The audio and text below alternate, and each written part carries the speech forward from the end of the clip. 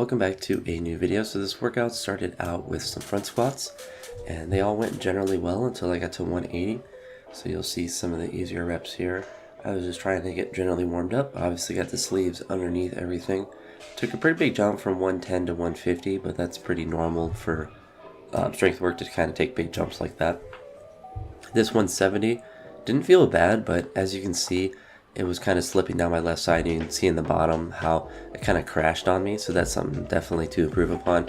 This was the first 180 that I missed, and I just kind of got stuck at that point, at that middle point, and so then I redid it, and I was actually able to get it because I just got more aggressive and just tried harder. And you can see that bottom position, that like stretch reflex. I threw the wrist straps on as well. I was able to kind of maintain that rack position, so it's obviously going to be big for jerks, big for cleans as well.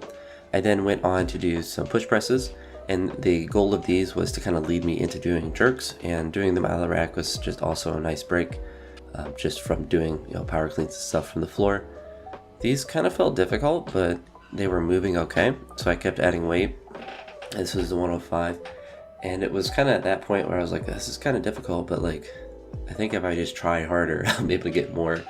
And it was like the same kind of thing with this 115, like looks very difficult. I had to step forward to adjust a little bit, but I was like, I don't know, we'll try 122. And for stuff like pressing and stuff, like there's usually not a lot of negatives to trying heavy weight, and I was able to actually get it, which is the heaviest push press I've done in quite a while at this point. My best ever is still 130, so obviously I would like to push closer to 140 with that. After that, push presses, I went down to doing some jerks. So you'll see here the 105 and then the 125. These two reps felt pretty good, but then the rep after this one, the 145, felt like everything went wrong. And so then I dropped back down to 105 to do some technical work. This there. That was the 145 that I missed. These are some of the practice reps that I did, just trying to adjust my feet and my hands and the dip drive, making it shorter or deeper, and just trying to mess around with some things to see if anything felt particularly great. And with a weight like 105, it's not that heavy for me, so it's one that you can kind of get a lot of good work in. And they all, obviously, because the weight was lighter, it felt faster and felt easier, but it wasn't until I got to one of the later reps, and I forget which one that it will show, but like which one is the last one, I forget. But I moved, or I kind of pointed my toes out more. I spread my feet out a little bit. I think it was this rep right here. And I had my hands spread out a little bit more. And then, yeah, everything felt a lot better. So this was the second wave up, the 125. You can see that one moved pretty well. And then I felt confident enough after that one to try the 145 again. And you can see here that I actually got it instead of missing it. It wasn't the prettiest rep, but certainly better than missing the weight. After this, I went to do some snatch pulls. No hook, or I mean, with hook grip, I should say, with this 100, 120, 140, and 160, just to kind of continue to get that grip work in where it fits naturally in training. I actually had very sore forearms, the under part of my forearms when you kind of flex your hand up. That was actually like, had some nice DOMs on it, so I definitely know that this is going to give me some good grip work, and I'm sure the no hook stuff, or no hook RDL, snatch RDLs I did the previous day, also had an effect on that. This was 180, and that one moved pretty fine. Then did 200.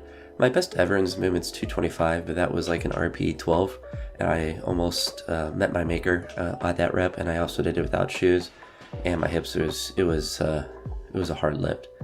Then I actually did more bench press, which is quite a weird thing, but my left shoulder actually felt really good doing these. What was really uncomfortable was my left pec was so sore. This rep here, like I went slow on the way down because it was so sore, and even though it moved fine on the way up, I felt like my pec was just going to explode out of its chest. So I went all the way down to 95 pounds, which is probably against the bro code to go below 135, but I just did an AMRAP here because I just wanted to get a pump in that muscle and just get some blood in there. And mostly because I haven't done bench volume in any significant way in several years at this point. Most of the time I bench, it's like once every couple months, or I might do like 2 sessions and then do it again in a couple months, but very rarely am I consistently benching. And I kind of just want to add that in because it's a pretty easy movement. I'm not worried about how much weight that I do. I just want to get that work in for kind of the front delts and the chest and the triceps, all that good stuff. And I always get a crazy pump in here after I did these. It was like 35 reps. I had a crazy big pump, but this was a really productive strength session, at least in my opinion, and I was really happy to get as much work in as I was able to get. Definitely happy with the front squat, able to come back and hit that, and it just gives me room to grow in future reps. But yeah, that's it for this one, and I hope you all have a great day. Peace.